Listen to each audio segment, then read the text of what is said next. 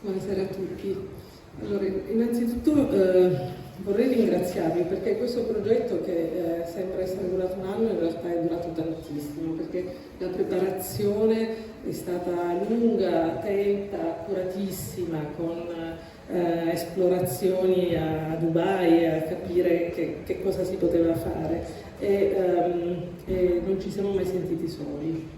Nel senso che Fondazione Milano per Expo, nella figura di Maria Cristina, ma anche della dottoressa Dracco e di altre persone qua presenti, ci hanno aiutato tantissimo a credere, a non mollare, a portare, a finalizzare questo bando. Per cui grazie, perché è più di quanto stasera si possa vedere il lavoro che è stato fatto.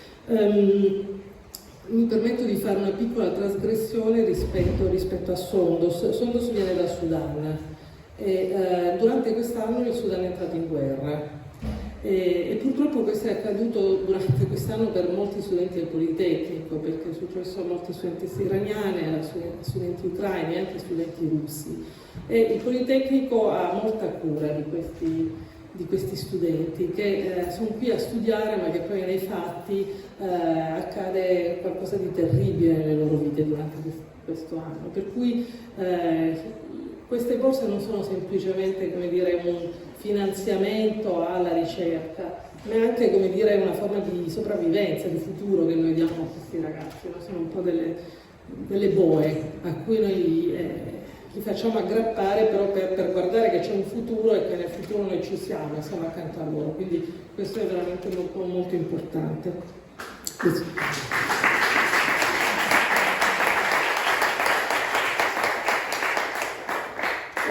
La ricerca di Sondos era partita in maniera un po' megalomane, questo perché io sono megalomane, nel senso che abbiamo detto ma che cosa accade in Africa rispetto agli spazi terapeutici?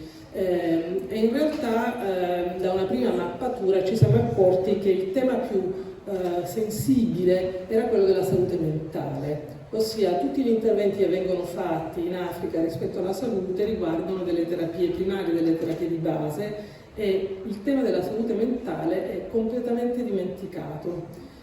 Quando se ne dimenticano il bene, perché quando non se ne dimenticano i pazienti vengono rinchiusi in celle che sembrano delle prigioni medievali per essere dimenticati. Per cui abbiamo deciso di entrare in maniera verticale su questo tema e capire come il design e lo spazio degli interni potesse aiutare questo tema nei paesi africani. L'Africa quest'anno tra l'altro è anche uno dei paesi cardinali alla Biennale di Architettura, perché la curatrice è una donna molto attenta al paese, e quindi abbiamo deciso di lavorare su questo tema. Ultima cosa che vorrei aggiungere è che il lavoro che ha svolto Sondos è stato a cavallo di due laboratori. Uno si chiama Laboratorio Labyrinth, che è un laboratorio del Politecnico che si occupa proprio di spazi terapeutici per i malati di Alzheimer, per l'autismo, e poi l'ultima fase, lavorando col T-Tank, che è questo think tank del Dipartimento di Design, che aveva in corso proprio una call sulla cura digitale, quindi su come le nuove tecnologie possono aiutare in questo caso l'innovazione sociale. E quindi la domanda è: riusciamo attraverso la digitalizzazione, ad esempio, a esportare dei modelli, delle piattaforme di supporto e di servizio alla cura nei paesi dell'Africa? Lascio la parola a Sondos, che ha una velocissima presentazione. Grazie.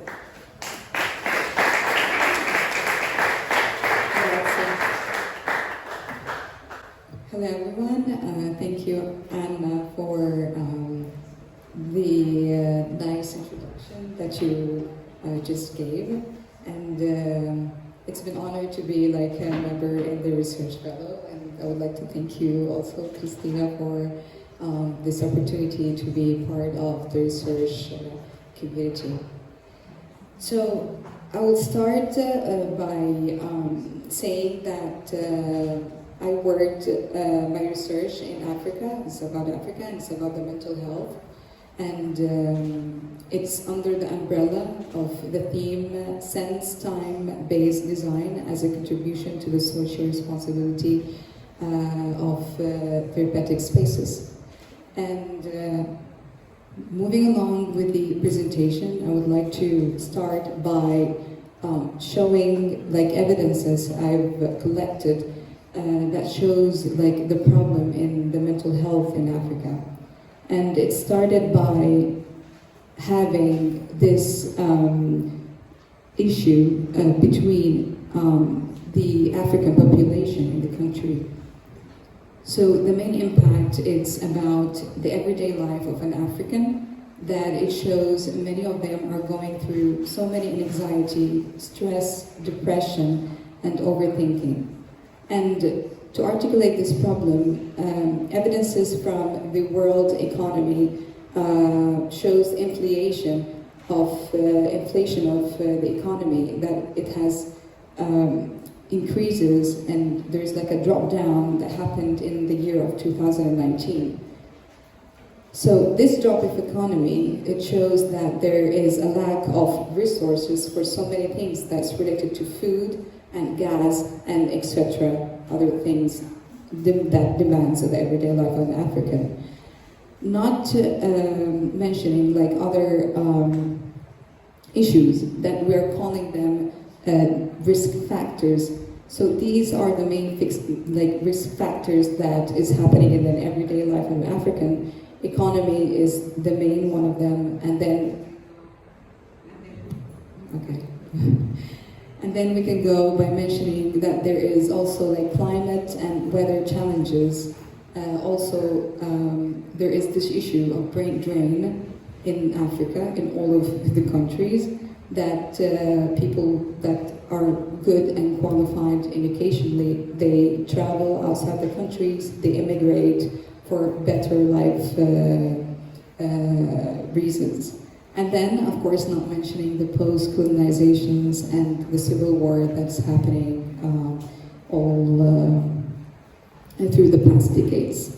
And I would like to say that these risk factors is going through this average between severe to high, and then it get to decrease to medium and low according to the situations that's happening in the country. So moving along here, like investigating much more about the economy in Africa, I'm showing that other resources from the World Economy Forum, it shows that each country, the government is only putting 1 or less than 1% of the entire budget on the mental health hospitals. And as you can see, it's not even a figure that it should be mentioned, but it's a pretty low kind of a budget that because of this, it shows other impacts on Africans. It shows that there is a growth of clinical depression that goes through the figures of having 100 million individuals, 66 million women, and as you can see, it's a lot. And then moving along to the next impact, that it shows that there are insufficient mental health treatment facilities, that of course, because of this reason, 98% of the people are desperately in need for medication, for mental health medication.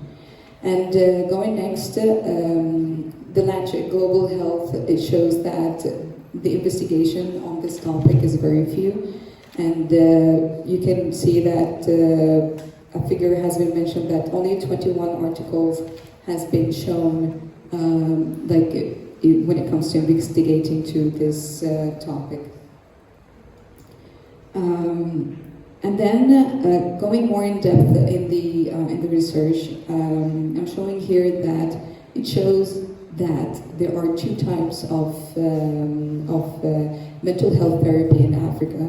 Of course, one, it's related to the medical curing, and the other one is related to traditional healing, which is other kind of methods that's related to the culture, religion, and other aspects of therapy. So here I'm showing that by using design as a tool of a therapy, a lot of questions has came to my mind in defining like what's the difference between a cure and between healing. Like you can see that maybe there are two words of that it can lead to, you know, like a similar meaning. But I had this question like, what is healing without a cure at the same time? Like, do they need a cure or do they need to heal? And going forward, you can see here that this is the research map that I went all along on a horizontal line from going in the research exploration to know what is depression in Africa, and going through like, okay, like the tool is designed, so therapy by design, but how do medical buildings looks like according to like how do these facilities looks like according to the design perspective, and like it needed to be like investigated environmentally. And then I went vertically upwards to use the method of therapeutic spaces in the research creation. Going downwards is the research reflection, conclusion and synthesis. Yes, this is a map that shows, it's pretty like related to the title of the research, and where I went through the exploration, I felt like, okay, we need to have like case studies of African countries that it shows we need to know like how do mental health hospitals looks like. So we went through the map and we made selection for low and mid African countries, and we have looked through references related to the WHO and related to the mental health atlas for the year 2020. And as you can see, like the figures are pretty low according to the total treated cases in each country. These are like a collection of pictures. As you can see, like each country, like I picked one governmental hospital for each country. As you can see, like in the pictures, they look like in a very, let's say, like it needs rehabilitation, it needs a lot of work. You can see the patients are not in a good situation inside of these spaces. Moving forward, I would like to let you come through a site visit journey where I went back to my country, Sudan, and I was very interesting to see like how the hospital looks like of mental health. So I went to the best one called the Tijani Mahi.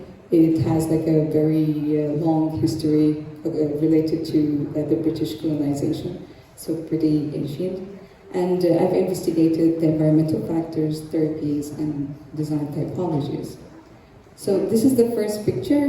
You can see here, this is the main elevation of the hospital. It looks in a very bad shape. And you can see like this is the main signage of the place. And this is, you know, the inpatient clinic reception. You enter, you see one desk, one chair, you know, the very brutal situation. And this is like a corridor that leads you to the inpatient clinics. You can see that everything goes in a very bad shape. And then this is like a waiting hall.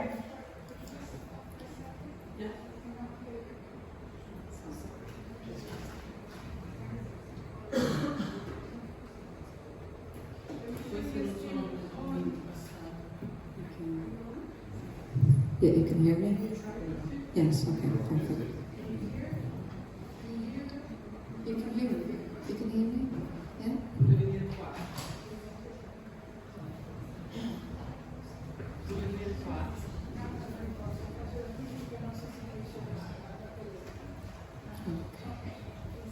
Okay, thank you. All right, I'll go ahead. Okay, so this is the laboratory. As you can see, like this is a counter to get the medicine and so on.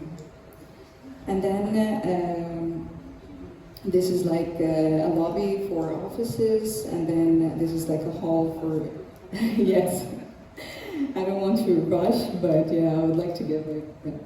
So this is the classroom for students who come, and this is the courtyard. And then, yeah, unfortunately, this is like a bad news that this hospital has been invaded by the army because of the conflicts that we're having recently in Sudan. And yeah, a question that came and popped in my head, like mental health in the countries of war is going to another dimension, from economy risk factor to war and battleground risk factors. So the change of facts. And here I'm showing this collage, this piece of collage. As you have noticed, that I didn't show any people, like among any patients among the pictures. And yeah, I would like to show the behavior of these patients inside of these spaces. And this collage like I made this analysis that's related to time, sense, and therapeutic spaces. And time in a mental health facility is perceived to move so slowly, and that days seem endlessly going because of the lack of activities. Investigating about the senses are burdened with fusion of sensory overload. This can be increased when environments, stimulants overpower a person's senses, resulting in anxiety and even discomfort on the physical level. Speaking about therapeutic spaces, when the illness is severe, patients are obliged to be wrapped or shackled around their beds, a tree trunk, a concrete block, or a large boulder. Despite being the most fundamental form of treatment, the medicine has no effect on the patient. They are likewise imprisoned in a brutal, empty place of no signs of normality or beauty. Going further, this is like a word that had been a title to a documentary by Robin Holland.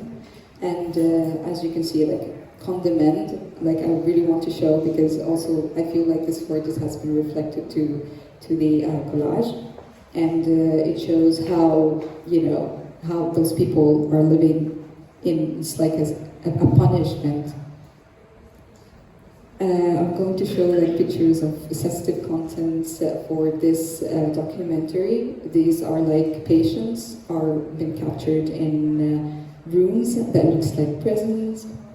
And this is another one.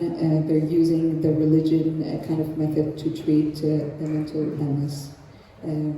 This is the research question that I'm showing. How can we design a therapeutic space for mental health according to the African context that I've reached for at the end?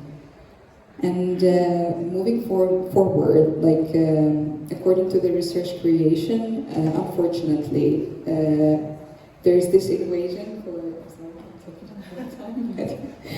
Yeah, but I'm showing this equation that unfortunately it's something that Africa has been, you know, like depending on, that every kind of new treatment or every kind of new facility that has been established just has to be related to an organization, and then they get to be collaborated with architects. Okay, so jumping to the conclusion. Okay, a lot we have skipped, but okay. So jumping to the conclusion, these are like questions for the future. All right. So according to the D-Tank report that we have written at the end, we are showing that we have reached to the conclusion that African countries need national regulations and protocols on mental health. And then the mental health therapists, they should belong to Africa to stop the brain drain. And then mental health therapy should be delivered out of the hospitals and more in small units close to villages.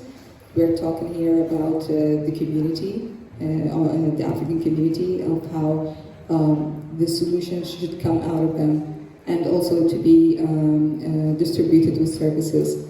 And of course, at the end, we're showing that a digital literacy could help to design mental care platforms to be used for therapy by remote to reach all connected villages. And thank you.